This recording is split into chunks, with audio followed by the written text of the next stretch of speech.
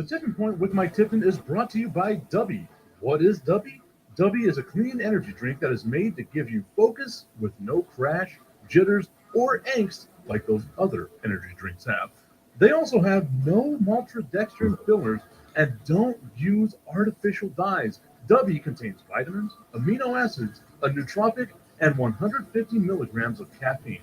W's products are made in the USA in an FDA inspected facility that strictly adheres to GMP manufacturing guidelines. All of the flavors are unique and custom made by W, and you'll never taste our taste anywhere else. The best part about it is they're affordable. W's drinks come out to about $1 per drink, much cheaper than Starbucks or any of those canned energy drinks. To learn more, visit w.gg.com/mrtipton33 and place your order today. Use promo code MrTipton33 and save today. W Energy, be better. What's going on, everybody? I want to tell you about my new friends over at Cleverman. Visit them online at becleverman.com. What they gave me was the energizing face and beard scrub along with the Cleverman face scrubber. And trust me when I say this, the energizing face and beard scrub smells amazing. Combining it with the face scrubber, making sure that your boy is looking as good and sexy as possible, opened up a whole different sensation in my face that I haven't ever felt before. I felt so clean, so fresh, and so clean, like Outcast said, and it helped me feel like I was ready for my day. Make sure you visit them online at becleverman.com and follow them on Instagram at clevermannyc. The link is up in my bio if you want to check out all the amazing products they have. Visit them online, becleverman.com.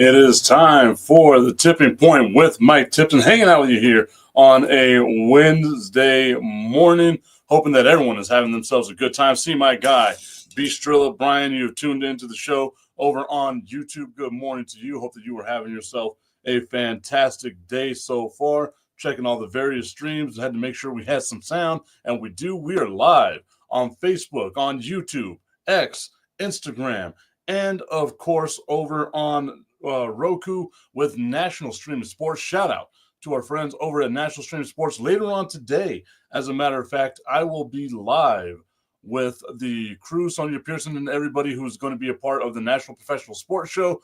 It's going to be a fantastic time on there, so tune in there. I will obviously share it on all my various social media channels as well. Want to give a shout out to the people that are tuned in over on Instagram. ESC Antonio 36, thank you for tuning into the show. Virginia Parkin, thank you for tuning in. And Charles Johnson 507, thank you for tuning in to today's show. Now, I see Charles Johnson. I want to say 507 is actually, judging by the look of your thing, that looks like Iowa. I was going to say it looked like something with Colorado, and that's where we were going to start. Was in the great state of Colorado. There seems to be some weird stuff going on in the NBA right now. And yesterday, the Denver Nuggets fired their head coach, Michael Malone, among a 4-game losing streak. They fire him along with Calvin Booth, as the Nuggets have lost 4 straight games. And this is what Shams on ESPN had to say.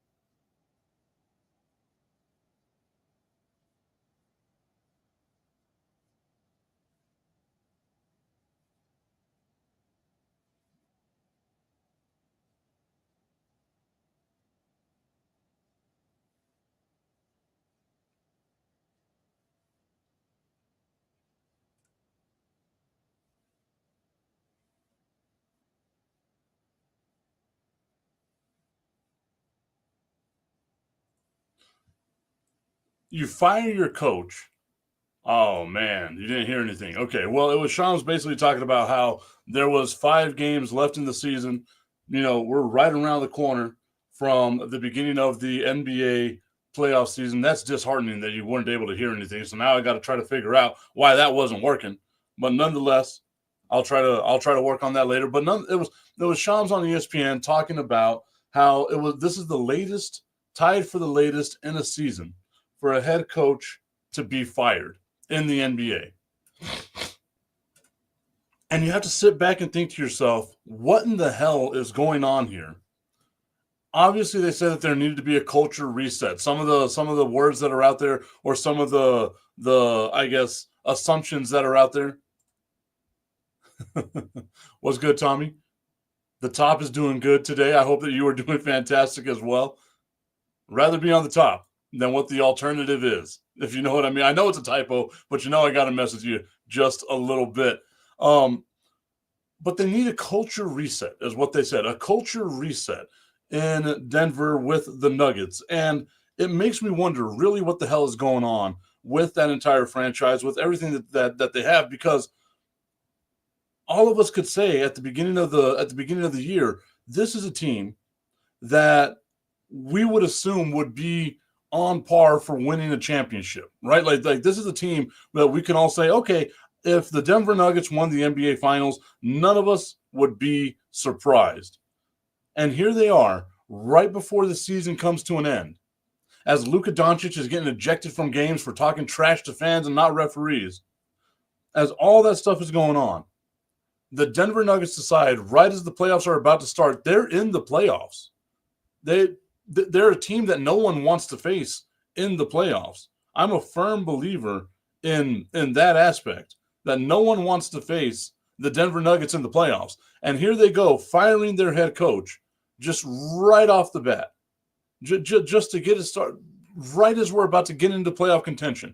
You talk about a way that you're going to alienate a team. You talk about a way that you're going to alienate a fan base. That's how you're going to do it. You don't want that type of turnover with your franchise, where your head coach gets fired just right away because he was yelling at players. He was calling people out. You guys aren't playing hard. How dare you? How dare you talk negatively about me? Our guy B. Shrill saying that whole thing is BS. He yelled at the team because they weren't performing, from what I heard. There has to be more, right? Like if that's the case, fine, right? Like I think it's dumb.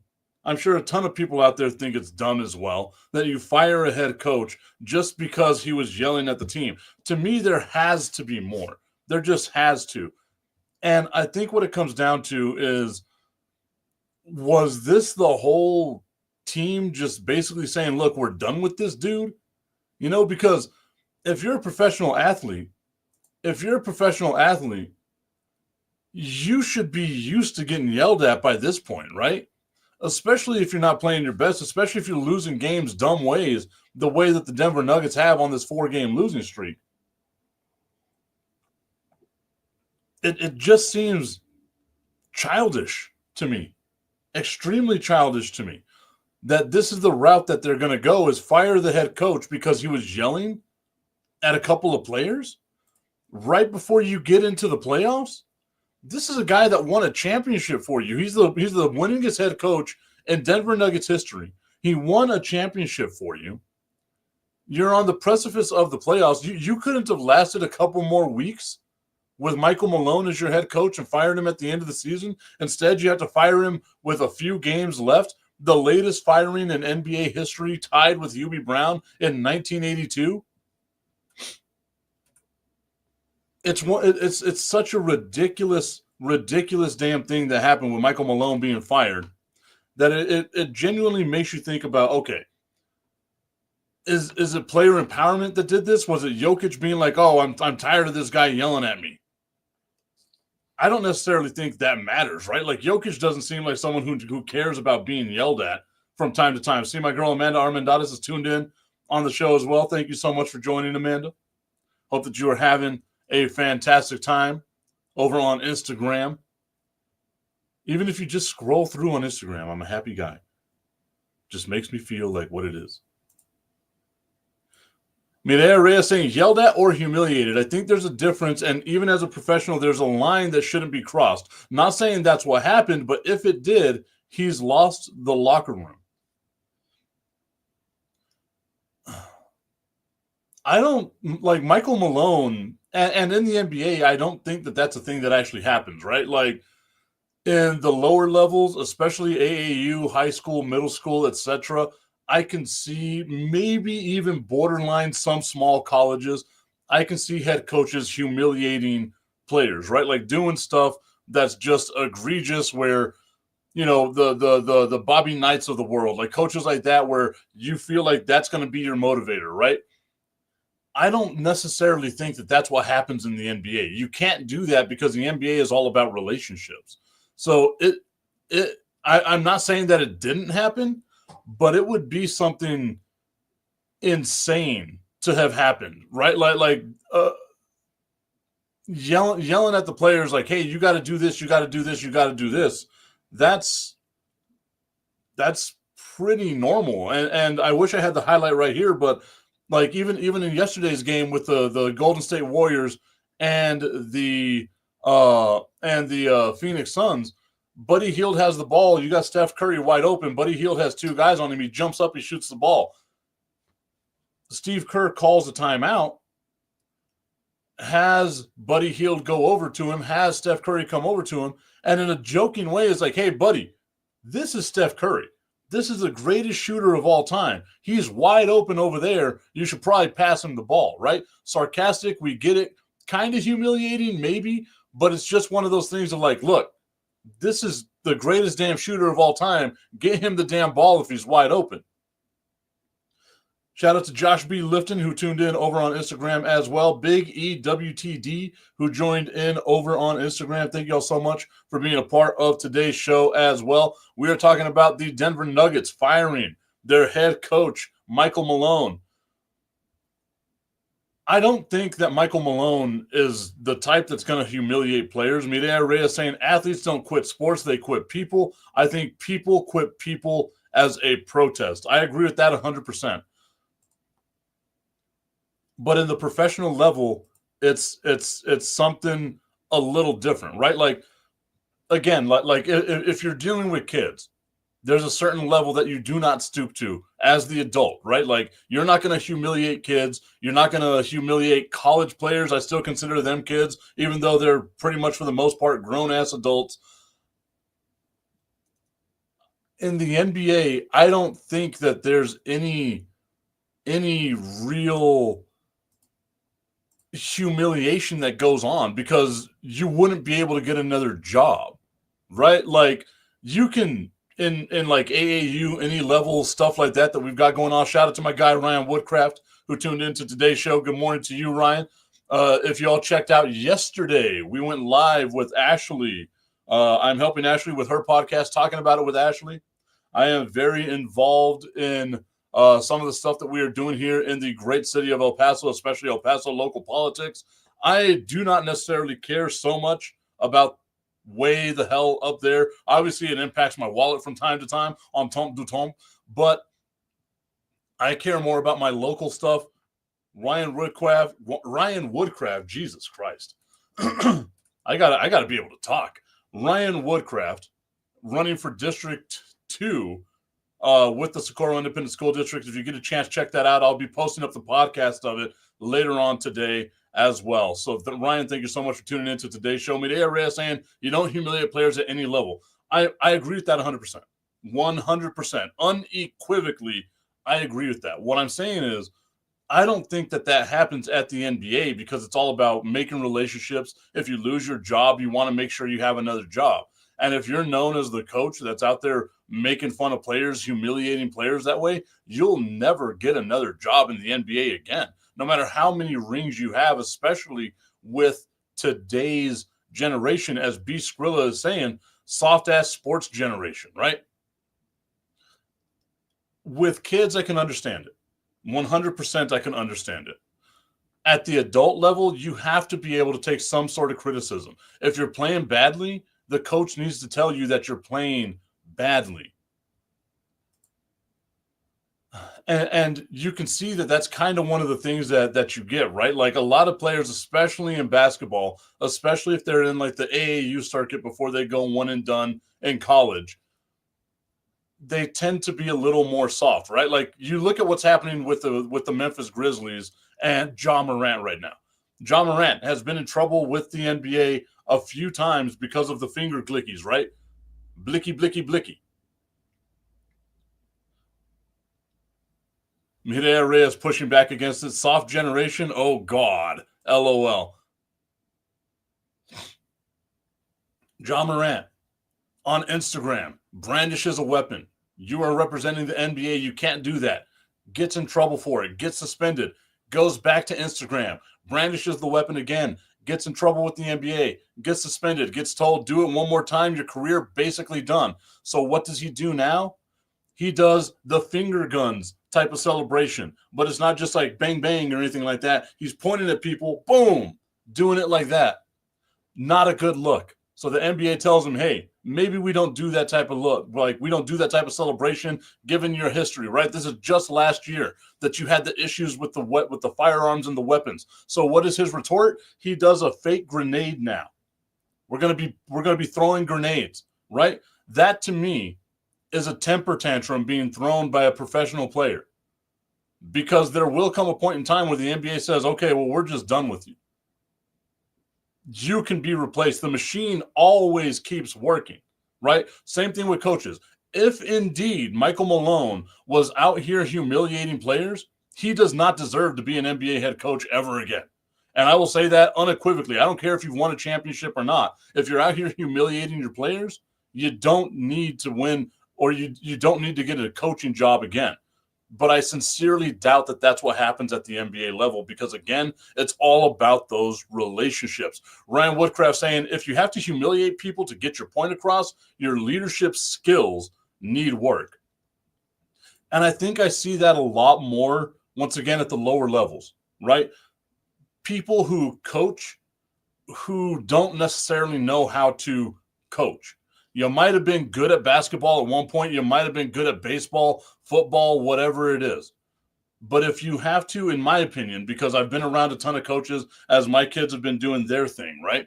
In my opinion, if you're a grown adult and you have to drop F-bombs to 7, 8, 9, 10-year-olds, hell, even in high school, I believe, I don't think you're getting your point across. As someone who has been an assistant coach, as someone who has been a teacher, as someone who's done these things, I can get my point across without yelling at the kids. Obviously, I can raise my voice. The kids fall in line, especially whenever I do baseball, basketball, the kids will fall in line. And I find out that I get more whenever I'm talking to them as young adults, which is what they were with the 12-year-olds and stuff like that. I treat them like young adults as opposed to just cursing at them and yelling and yelling and yelling, right? You can't do that. You don't ever win. And in order to be a head coach in the NBA or the NFL or any of those levels, yes, there has to be a little bit of a fire there, but I don't think that coaches are constantly just yelling and berating and doing this and that, because that's not their job. Their job is to create a way for the players to actually win. And if that's what it comes down to, Michael Malone, once again, the winningest head coach in Denver Nuggets history, and won them a championship as well. I don't know if I'm going to say soft generation, right? Because I think there are some people out there that have that killer mentality, right? Like there are some players out there that are dogs. No matter what the sport is, they're dogs. But we also have to contend that, yeah, there are some people that you get told you're special all the time, and the second that you're told, oh, you got to work on something, the confidence dies. It just dives right there, right? That goes back to what I said it might have been a couple of weeks ago, where I was talking about how I was as a teacher, right? Where it's not, oh my God, you're so smart, you're so smart, you're so smart, because the second that kid comes to an obstacle and they're not able to figure it out, it ruins the confidence of, oh my gosh, maybe I'm not so smart. Where to me, it came down to, you're working hard. look at you. The hard work paid off. Look at you. You got that 100 because of all the hard work that you're doing. So I put more of an emphasis on the hard work that it takes you to get to where it is that you were doing, as opposed to being like, oh, look at you. You're so smart. You're naturally talented. You're naturally gifted and this and that. No, I don't care how gifted you are. If you don't put the work in, it doesn't matter at all. And I think that that's the type of mindset, because that was something I learned off of watching coaching videos from like Phil Jackson and Eric Spoelstra, Greg Popovich, people like that. Again, if Michael Malone was out there embarrassing and just going over the top to humiliate his players, that will come to the light, and that'll be shown by him not being able to get another job in the NBA.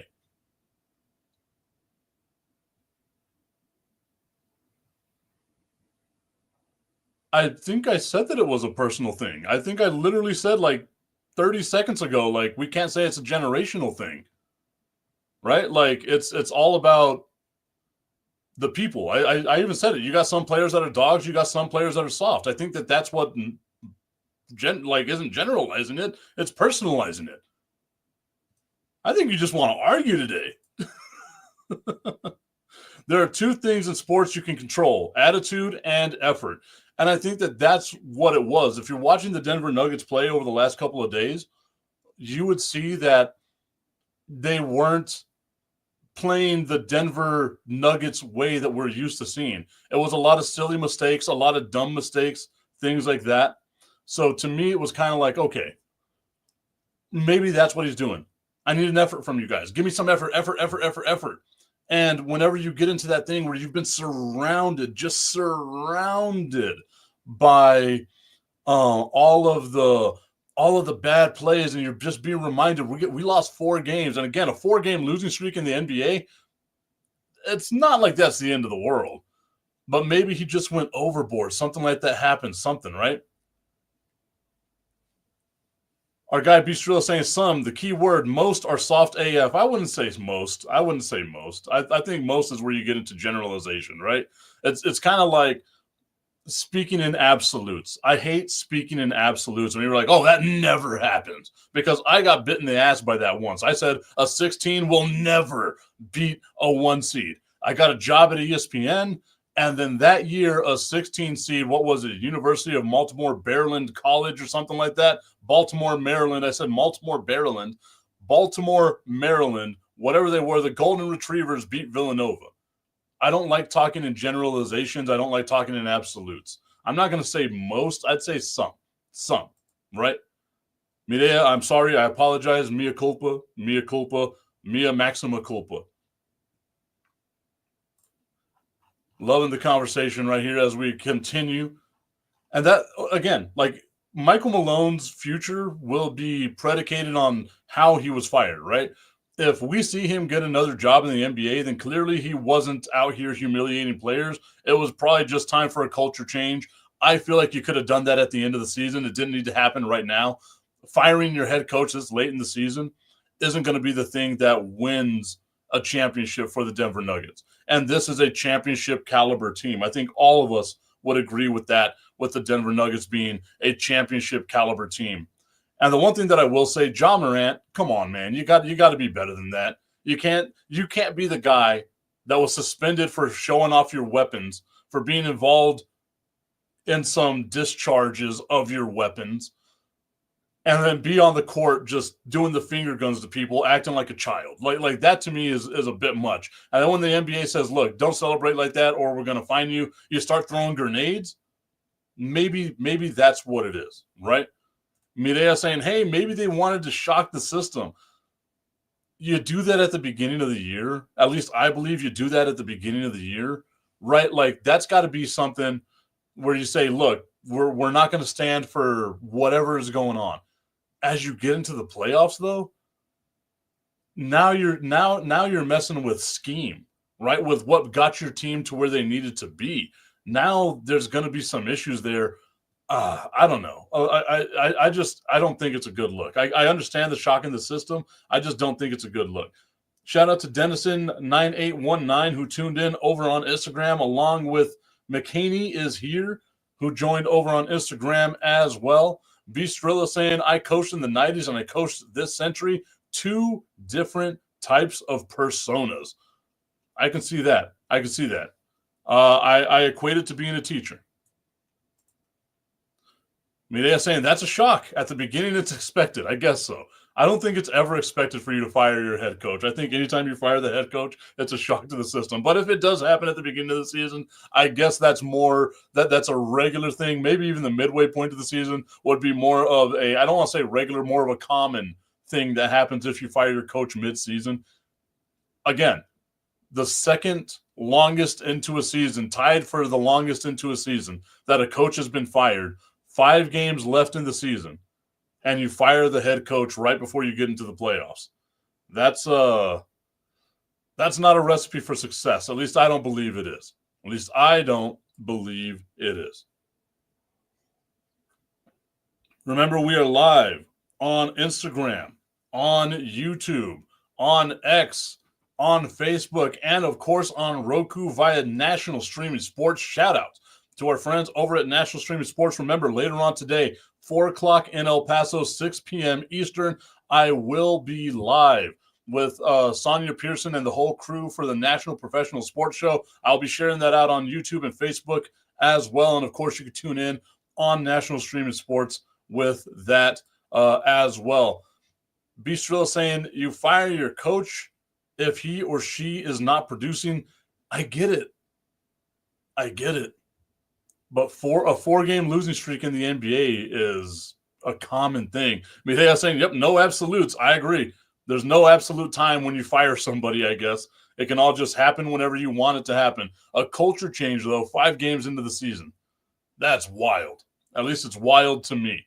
Maybe it's just me. Maybe I'm the old guy. Someone's got to get off my lawn. Maybe that's what it is. I made a hint at it a little bit earlier. Luka Doncic getting kicked out of a game yesterday because he was trash talking the fan. The referee thought that Luka was trash talking the referee. Luka gets kicked out of the game in the 4th quarter. The Lakers lose that game to the Oklahoma City Thunder, 136-120. Oklahoma City now 65-14 on the season. The Lakers 48-31 on the season as well. Ryan Woodcraft saying, shout out to the gritty coaching of JB in Detroit. The bad boys are back. JB Bickerstaff and them boys. I was lucky enough in early March to go to Salt Lake City, do a thing with the Utah Jazz, and I got to see the Jazz play against Detroit in Salt Lake City at the Delta Center. And Detroit is the truth. I don't think they'll win a championship this year, but they are on the way up, man. The arrow is pointing up for the Detroit Pistons. Cade Cunningham is an absolute beast. Wreck 'em. So I like what's going on in Detroit. I think it's going to be fun to watch them. Obviously, as a Spurs fan, I'm just happy the season is coming to an end. All the happiness that I had with the Spurs trading for De'Aaron Fox. It's amazing how quick the month of February changed everything I wanted in my NBA season. Where Victor Wembanyama teaming up with De'Aaron Fox felt like it was going to be fantastic, along with Chris Paul being in there. It felt like it was going to be something that really helped the Spurs get over the hump. Maybe they make it to the playoffs, and we just take that one step forward. Instead, Victor Wembanyama gets a blood clot in the shoulder. De'Aaron Fox out for the remainder of the season because he needed surgery on his hand. I'm not done with the NBA season because I love me some basketball. I'm done having emotions with the NBA season because I've got nothing to play for. My team was out of it. My team's been out of it since February. I'm going the next 2 months of just not having a team and watching other people be happy. I will say this, as long as the Lakers do not win, I'm a happy guy. So there will be that. The mutual hatred of me versus the LA Lakers will be what makes me a happy guy. All right, guys, we are halfway through the show. And you know what that means. I just want to put the tip in. It's time for Just a Tip. That would make me uncomfortable. Promise that it ain't too much, but just enough. Just a tip. Just a tip. Just the tip. It's time for Just the Tip.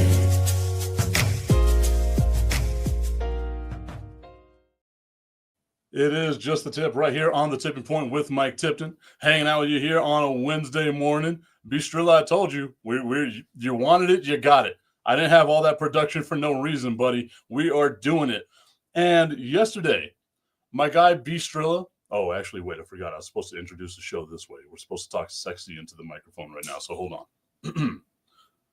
All right, it is time for Just the Tip. We are live on Roku, on Instagram, on Facebook, on X, on YouTube. We are all over the place covering everything that you need. We're spanning the globe right now. Midea Reyes saying that I am dead inside because my team, not that good in the NBA.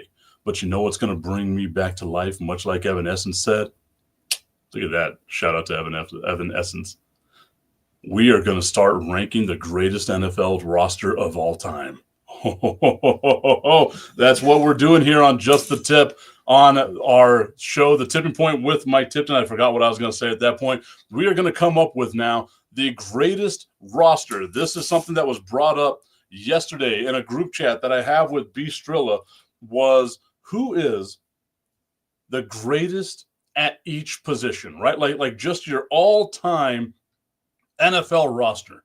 And I thought to myself, okay, we can do something like this, can't we? On the Tipping Point with Mike Tipton, we can do something like this. Let's find out how this goes. And at number one, at quarterback one, I have Tom Brady. I don't think, and this was a conversation I was having with some friends the other day as well, I don't think there's any dispute at all that Tom Brady is the greatest of all time in the NFL. No dispute at all. Right? Like maybe you want to say Jerry Rice, but I think once you look at Tom Brady, you compare it to Jerry Rice, you're like, man, Tom Brady, that's insane. Right? Like what Tom Brady did, obviously the greatest of all time. And it's so funny because in every other sport, there's always the debate. LeBron versus Jordan, right? Do you have now Gretzky and Ovechkin, right? Like there's always is Nadal, Sampras, Federer, Djokovic in tennis, right? Like Tom Brady, unequivocally, all of us could say the greatest of all time in the NFL. So I got Tom Brady, quarterback one, quarterback two. I have Peyton Manning. You talk about a great backup quarterback, Peyton Manning, going to be my quarterback two right there. Now, this is where I'm watching the group chats, and I don't talk a lot in group chats just because messages get blown by, especially whenever there's a conversation going on. So I'm reading the group chat. I'm not necessarily participating in the group chat, but I wanted to ask this question because at running back, everyone was putting Barry Sanders. Oh, Bistrilla saying Joe Montana at quarterback two for him. Ooh, I like that. Joe Montana would be my QB3. Peyton Manning, it's Peyton Manning, bro. Like it's so hard for me to go against Peyton Manning. I was also going to do a whole thing on this list just to see if people caught it, because it was going to be quarterback one, Tom Brady, quarterback two, Tony Romo, just to see if people caught it. Or not Peyton Manning, Tom Brady at quarterback one, quarterback two, Tony Romo. But I can see Joe Montana. I'm not going to hate on Joe Montana. But the question came out at running back. And I'm getting all these different names: Adrian Peterson, Derrick Henry, Eric Dickerson, Gale Sayers was even mentioned in there. Shout out to Gale Sayers. Anytime I get a Gale Sayers reference, I'm a happy guy. Obviously, Bistrilla being over there in Detroit, a little biased for him. And you know what? I'm a little biased as well. You see it right there behind me. At running back number one, people were talking about untouchable records, right? And at running back number one, I have Emmitt Smith. You can say what you want to about the offensive line in Dallas. The fact of the matter is that man broke a ton of tackles as well. He was more of a downfield, just straight vertical runner, as opposed to Barry Sanders, who was a much more dynamic runner. But Emmitt Smith set a record that I don't think will ever be broken. Derrick Henry is the closest running back to it right now, and he's still 6,000 yards away. Think about that. 6,000 yards away of tying Emmitt Smith's all-time rushing record. So I have Emmitt Smith as my running back one, but my running back number two is Barry Sanders. has to be. Your halfback 2 has to be Barry Sanders, Emmitt Smith. You can alternate on either one of those. I know some people are going to come back at me with Walter Payton. Some people are going to come back at me with like, oh, I was going to say OJ. Do people even mention OJ anymore? Ooh, I don't know about that. But maybe we bring in the Derrick Henrys. Maybe we bring in Jim Brown, as I see Bistro say right now as well, Jim Brown. But for me, Emmitt Smith at running back 1, Barry Sanders at running back 2. Tommy Cananza saying Emmitt greater than Sanders, just saying. And that's the thing, right? Like, I know people are always going to be like, oh, well, Barry retired early and this and that and blah, blah, blah, blah, blah. That's on you, bro. That's 100% on you, broski, Bohemian Rhapsody. So Barry Sanders at 2, Emmitt Smith at 1. Fullback, I put fullback here just because I think we got to give this man some love. I put Mike Allstott. I don't think we've seen a fullback before or since that was as dynamic as Mike Allstott. And I'd love to see what other people think out there when it comes to the fullback position, because I assure you, Mike Allstott should be pretty unanimous in this one. If you don't know who Mike Allstott is, I apologize. Like, you need to go look on social media and find out Mike Allstott. Now, a part of me was going to go, once again, Dallas Cowboys heavy here and go Moose Johnston, because I think Moose Johnston is fantastic. Tommy Canazza saying Mike was a beast. Thank you so much. I appreciate when people recognize my beastly abilities. I know you're talking about Mike Allstott. I'm just being a jerk. Beastrilla saying, yep, fullback 1, Mike Allstott. All I did was one fullback. I wasn't going to do 2 fullbacks because the fullback position in the NFL doesn't exist anymore. And then I went tight end. And tight end 1, I went with Tony Gonzalez. Tony Gonzalez, I don't think people give him the love he deserves.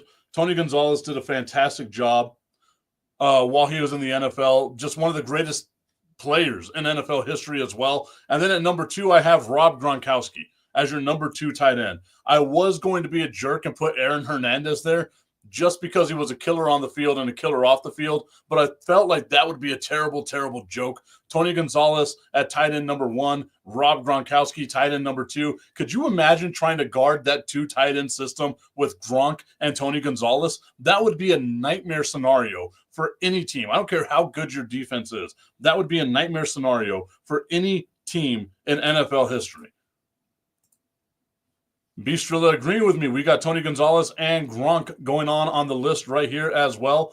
At wide receiver 1, there's no question at all. It's Jerry Rice. Come on. I mean, the greatest receiver of all time. I have Jerry Rice at wide receiver number 1. At wide receiver number 2, I got Terrell Owens. At wide receiver 3, I have Calvin Johnson. You will see on this list that I don't have Randy Moss. And I think the time in Vegas, or the time in Oakland, because they were the Oakland Raiders at the time, is what I remember a lot with Randy Moss. Not playing, not wanting to play. Yes, the greatest ability of all time, but how many times did he quit on teams, right? At least with Terrell Owens, you knew he was never going to quit. Like that was the thing with him, is he just had a motor, and it was going to run and run and run. And then obviously Megatron, it's hard for me not to put Megatron as wide receiver number 1, but I feel like you got to give the love that you need to give to Jerry Rice, right? As unattainable as Tom Brady made those records, as unattainable as Emmitt Smith's all-time rushing record is, that's exactly where Jerry Rice's receiving records are. I don't think those records will ever be broken. Maybe Patrick Mahomes can do it, but I don't think any of those records are going to be broken. So Jerry Rice at wide receiver 1, Terrell Owens at wide receiver 2, and then Calvin Johnson at wide receiver 3. At the offensive line, and yes, I went offensive line as well. I have Orlando Pace, Larry Allen, Jason Kelsey, Zach Martin, and then Bruce Matthews at the right tackle position, right? I look at that offensive line, and there ain't no way in hell, none, that you are getting through that offensive line. Orlando Pace at the tackle position, Larry Allen at the guard position, Jason Kelsey obviously at the center position, Zach Martin at the other guard position, the right guard position, and then Bruce Matthews at the right tackle position. Good luck getting through that. Those are, once again, everyone's favorite thing in the world. Big, beefy men just slapping meat against other big, beefy men. I did want to put Anthony Munoz. I see that you have Anthony Munoz there as well. Orlando Pace, Anthony Munoz, I think Orlando just a little bit better. Just a little bit better. That's the only reason why I did it. Now, if I had a depth chart here, then obviously Anthony Munoz would be there as well. Jonathan Ogden, again, right? Like there's so much. Again, there's so many. Hold on. We got to go into just the tip, boys.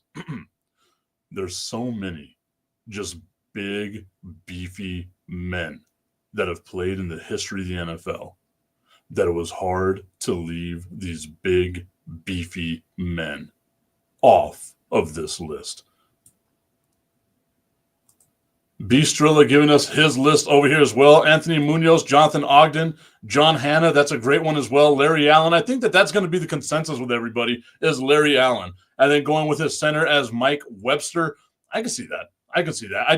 Jason Kelsey to me was just the greatest center. Maybe it's recency bias. Maybe I'm being hyperbolic right now, but it just feels like that's what it was. Tommy Canot's like throwing out the name Eric Williams as well. I was going to go full on Dallas Cowboys offensive line here. I was going to be like Tyron Smith, Larry Allen, Frederick Martin. And then I was going to put Steele in there just to be a jerk.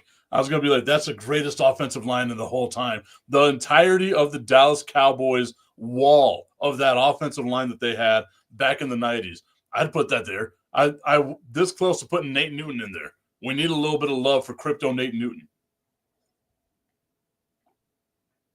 Mireya Reyes laughing at me, giving me the ha ha ha. The entirety of the Dallas Cowboys offensive line, Tommy, I like that. Once again, I was going to do that. At wide receivers, because I was, wide receiver, I was going to put Terrell Owens, Dallas Cowboys version of Terrell Owens, Michael Irvin, and then CeeDee Lamb. And then I was like, you know what? Why not go 4 wide receivers and put Dez Bryant in there as well? You're talking about some great receivers the Cowboys have had in the past. And then at tight end, it was going to be Jason Witten. Tell me you're stopping that. The 4 tight end set with the Dallas Cow, or the 4 wide receiver set with Jason Witten. And it was so hard for me to leave Jason Witten off this list because I don't think Jason Witten gets the love that he deserves. That man was a certified first down anytime you needed a first down. God, I miss Jason Witten. Running 3 yards at a time, looking like he's running in slow motion, turning around, catching the ball, and just getting tackled the second he catches it. Loved me some Jason Witten. Okay, so that was the offensive side. Okay, so I'll go over the list one more time on the offensive side. Quarterback 1, Tom Brady. Quarterback 2, Peyton Manning. Running back 1, Emmitt Smith. Running back 2, Barry Sanders. Fullback, Mike Allstott. Enough said. Tight end 1, Tony Gonzalez. Tight end 2, Rob Gronkowski. Wide receiver number 1, Jerry Rice. Number 2, Terrell Owens. Number 3, Calvin Johnson. Orlando Pace, Larry Allen, Jason Kelsey, Zach Martin, and Bruce Matthews. Now, if we're doing all-time Dallas Cowboys, Tony Romo, Emmitt Smith, Moose Johnston, Jason Witten, Dez Bryant, Cowboys version, Terrell Owens, Michael Irvin, and CeeDee Lamb. On the offensive line, I'm not going to do it. I'm not going to give the entirety Dallas Cowboys offense here. Romo's quarterback 3. If we're doing that, Romo's quarterback 3, he should be a Hall of Famer. B. Strill saying, yeah, Witten was the truth. He 100% was. Doesn't get the love I think he deserves. Does not get the love I think that he deserves. Now, on the defensive end, I decided I was going to run a 4-3 defense here. I love me a classic 4-3 defense. So this is what we're going to run: 4 defensive linemen, 3 linebackers, and then obviously the 4 in the secondary, but I also have a 3rd cornerback in there just in case for our nickel package, because we got to get in there with a nickel package. I wasn't going to do a dime package. We're just going nickel packages with this. So on the defensive line, at defensive end 1, I have Reggie White. Interior defensive lineman, I have Aaron Donald and John Randall. You're getting the quarterback no matter what on this one. And on the opposite defensive end, I have J.J. Watt. So there's my defensive line. Reggie White, Aaron Donald, John Randall, J.J. Watt. I would love to see another, because I think it's the same thing, big, beefy men. There's a ton of big, beefy men here that we can put into this as well. A small part of me wanted to put in Sam Rogers. God, is that his name? Or Sam Adams. Sam Adams, former defensive lineman for the Detroit Lions, just because I remember him running that 60-yard interception that he got, running it, rumbling, bumbling, stumbling all the way through. Our guy B. Strilla saying Bruce Smith, can't go wrong with Bruce Smith. Reggie White, Aaron Donald, and Joe Green. The only reason why I left Bruce Smith off of this is because I feel J.J. Watt was just better. And it's crazy to think that his brother, T.J. Watt, is more than likely going to be slightly better than him. I'm with you. Again, Tommy, so close. I was going to go Bob Lilly, Mr. Cowboy. Randy White, the Manster, was going to be a part of it as well. Shout out to Corpsey, who tuned in over on Instagram. Bag Up, who tuned in over on Instagram as well. Thank y'all so much for being a part of today's show. It's going to be all Cowboys, buddy. I'm doing it. Then at middle or at the linebacker position, remember, we're going 2 outside linebackers, 1 middle linebacker. Okay? Outside linebacker, I have DeMarcus Ware. There was no way I was going to leave DeMarcus Ware off this list right here. Middle linebacker, Ray Lewis. Outside linebacker, Von Miller. I did leave Lawrence Tom, I left LT off of the list. I don't know why. Maybe it was my Giants bias. I just didn't want to have LT on any list of mine. B. Skrilla going LT, Ray Lewis, Mike Singletary. I can see it. Maybe that's what it was. It was a 49er, and it was a Giant, and I just couldn't bring myself to putting them on my list. It's my list, damn it. At the defensive back positions, cornerback 1, Deion Sanders. Obviously got to have Deion Sanders in there. Cornerback 2, Charles Woodson. Our nickel cornerback, I put Darrell Revis Island. You could not escape that for quite some time. Tommy Cananza asking me, where's LT? Not putting LT on there. Just not doing it. At my free safety position, I got Troy Polamalu, and then at strong safety, I have Ed Reed. B. Strilla giving us his, saying Rod Woodson. Can't go wrong with Rod Woodson either. Charles Woodson, to me, just slightly better. Deion Sanders, Ronnie Lott, and Ed Reed. I think Ed Reed is going to be on everybody's safety list. So, Tommy, I want to know now, who would your linebacking core and who would your defensive backs be? I know my linebacking core is missing some people because there was a part of me that was just going to say, look, we're putting DeMarcus Lawrence, Brian Urlacher, and Ray Lewis out there, and we're going to find a way to get it done. Like they'll find a way to get it done. I wanted to do a 3-4, but I don't like a 3-4.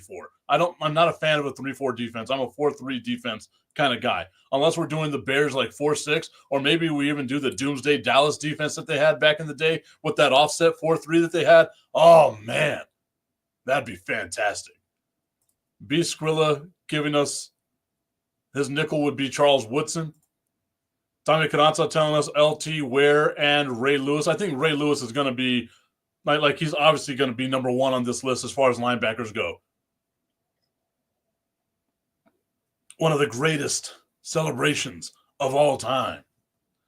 Safeties, Ronnie Lott and Ed Reed. I think there's just a part of me I cannot put San Francisco 49ers. I put one on there, and it felt dirty, but you just got to give him his love. You just have to. He's undeniable.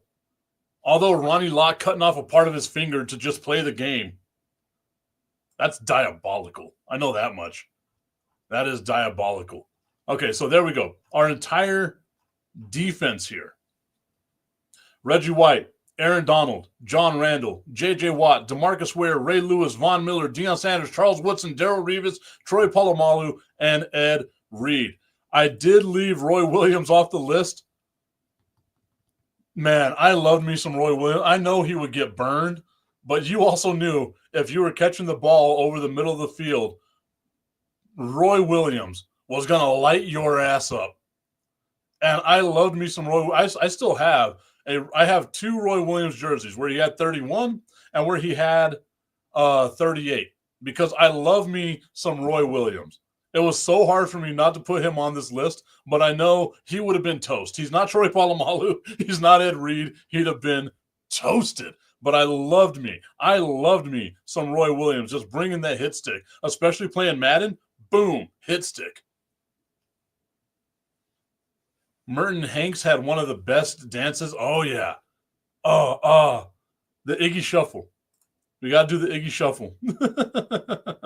Mireya Reyes saying you felt dirty about beefy men. I will look directly in the camera and I will say this as seriously as possible.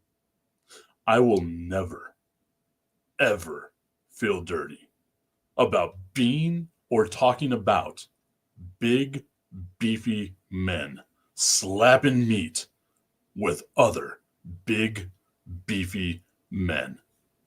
Ever. I don't speak in absolutes. There's my one absolute. I will never, ever feel dirty about that. B. Skrilla saying, I liked safety Darren Woodson. Safety Darren Woodson, oh man. That was one of the coolest things about whenever I worked at ESPN. And I don't talk a lot about those days.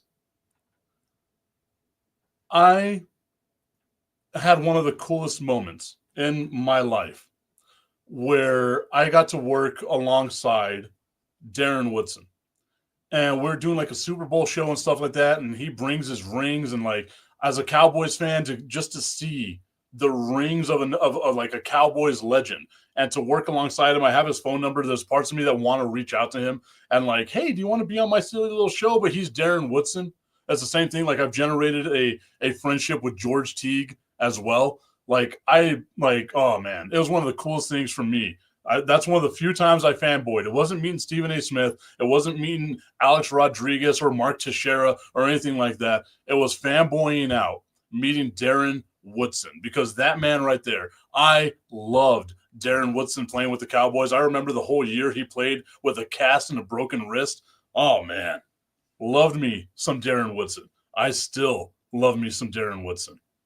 If your name is Woodson, you play DB. You'll be great, apparently. Oh, 100%. You know why? Because you're bringing the wood, son. That was stupid. That was just stupid. Mireya Reyes saying, look, I'm just clarifying. Never, ever will we feel bad or dirty about big, beefy men. I'm going to put that on a shirt. It's just going to be like offensive line, like a silhouette of an offensive and defensive lineman just going at each other, just big, fat guys. That's just going to say big, beefy men slapping meat. Tommy Canazzo letting us know that he hated Hanks and his stupid chicken neck. All of them.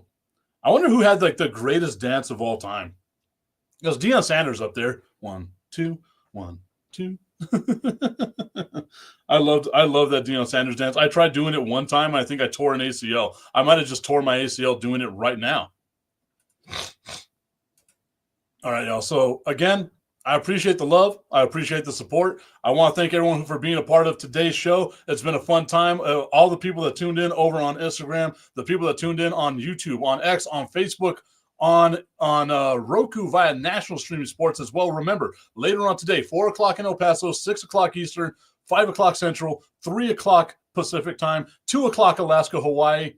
I will be live on National Streaming Sports. I will also share it out on my various social media channels as well as we do the National Professional Sports Show. It's going to be a fun time. Hopefully, I will see you all later on and hope that you all have a great and happy Wednesday afternoon. You all know there are hundreds of betting sites out there, but don't be fooled. Some sites are legal in some states only. Some sites pay in Bitcoin, and some sites have even been hacked. However, BetUS has been in business for over 30 years. They have future bets that are paying out in the thousands, and there's still time for you to bet on the Super Bowl, the National Championship, and even the NBA Championship. Just use the QR code right here and it will take you to the BetUS site. BetUS. Check it out and bet responsibly. Are you a fellow car guy? I have a 2008 Ford Mustang GT convertible, and nothing makes me happier in that car than when it's nice and clean. And you know who helps me get there? RevAutoCarCare.com. They help me get that pony looking as nice and shiny and ready for any of the car meetups that are all around the great city of El Paso. Spoil your car and go to RevAutoCarCare.com/Tipton and view all the inventory they have and find out what works for you to help make your ride shine. RevAutoCarCare.com/Tipton. Use promo code Tipton33 at checkout to save 15%.